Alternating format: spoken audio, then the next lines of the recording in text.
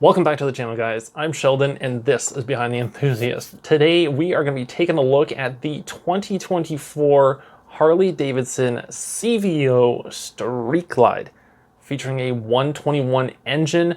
Now, the price on this baby is going to be $54,499. When you compare it to last year's model, the 2023 model, CVO, $52,399. So, the price has gone up $2,100, which, I mean, I'm not complaining too much considering I'm not really in the market for one. However, you guys might be arguing over that price. However, let's go through all the options first and see what changes have been made to justify that increase. Now, when you guys are looking at your paint options, there are only two. Scorched chrome trim is going to come with your first paint option, which is Copperhead. Now, Copperhead looks absolutely crazy. If you guys go onto the website, you guys can actually read their little details on that. Basically, it has a sort of transition in the light.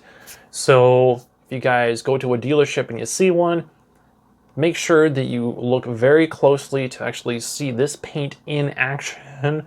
Now, for the chrome trim, your option is going to be Legendary Orange, which is going to cost you guys an additional $7,500. Now, there is some major difference. You have a lot more color. You have a lot more of a design on it, not just pinstriping. You have at least 3 colors, and the badge, there is no badge. This is hand painted.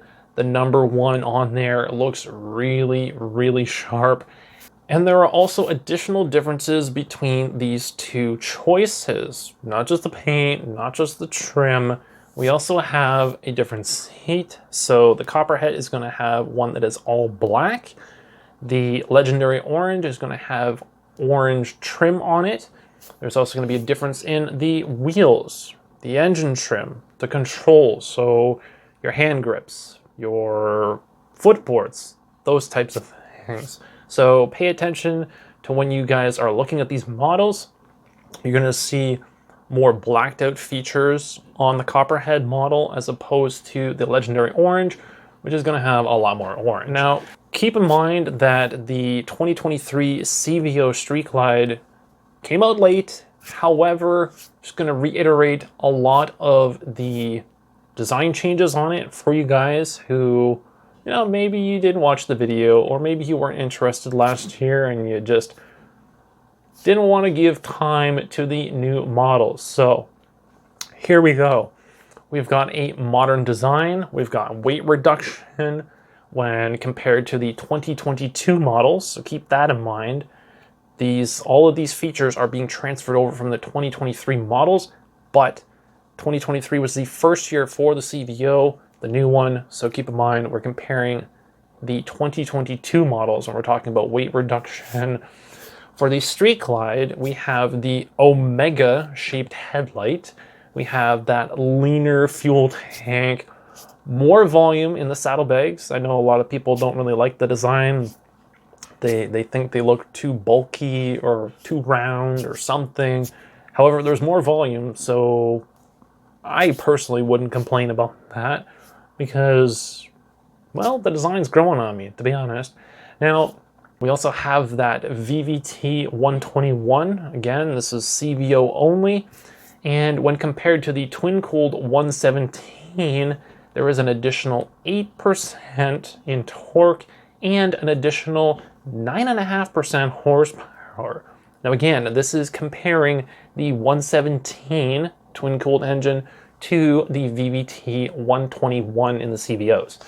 So we've also got the high-performance camshaft. We got that 58mm throttle body, 4.5-inch mufflers, Brembo brakes, laced wheels, improved aerodynamics. We have the adjustable center vent, redesigned liquid-cooled cylinder heads, 47mm Showa inverted front forks, the Showa rear shocks. They have 3 inches of travel. which I think is going to make a lot of people happy, because generally there is a complaint about the adjustability on the standard models. And we've also got a redesigned seat, adjustable brake lever. We have that brand new Skyline operating system as well, which is all on that 12.3-inch TFT display. The thing is massive.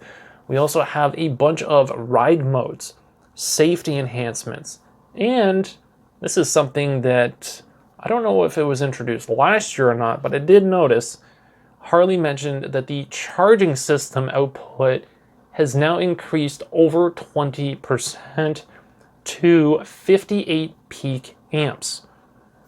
I mean, I'm not going to complain. You got more electronics on the bike. It's, you know, with the Skyline operating system, for example, it's going to be draining your battery a lot more. So it does make sense that the charging system output was increased by, well, as I just said, over 20%. So it could be, I don't know what the final number could be. It could be 21, could be 22 for all we know. But again, the peak amps is 58. So again, lots of details which were introduced last year. So for this year, we do have, you know, basically the same bike. However, cost is a little bit more. There's a few tweaks here and there, which I think the charging system is brand new for this year, but I could be mistaken on that one. I might have to double check. And so, I mean, that's it, you know. 2024 CVO Street Glide 121. This may not be everyone's cup of tea, you know, it's quite a bit of money, but you are getting the most premium model in the lineup. You know, for example, you are getting basically the top luxury bike for cruising around. You got really nice paint options, you got the best motor, you've got 2-up seat, you've also got speakers in your saddlebags.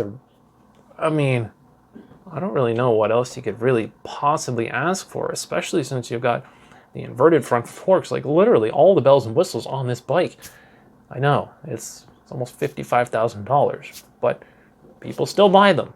And quite frankly, if I had the money, these new CVOs really, really tempting. So if I had the money, I would have a hard time saying no to them. And, well, you're talking to quite possibly the cheapest guy. So, anyway, got to get a little joke in there every once in a while. So, if you guys like this video, make sure to smash that like button so I know that it's working. Any comments or questions, leave them down below for me. Anything that you guys want me to expand on, or maybe something I missed. I'm not perfect. These are huge lists of details for me to go over. So occasionally I do miss something, or maybe I say something wrong. Now, last but not least, of course, be sure to subscribe so that you guys don't miss out on future videos, and I will catch you guys in the next one. Thanks for watching.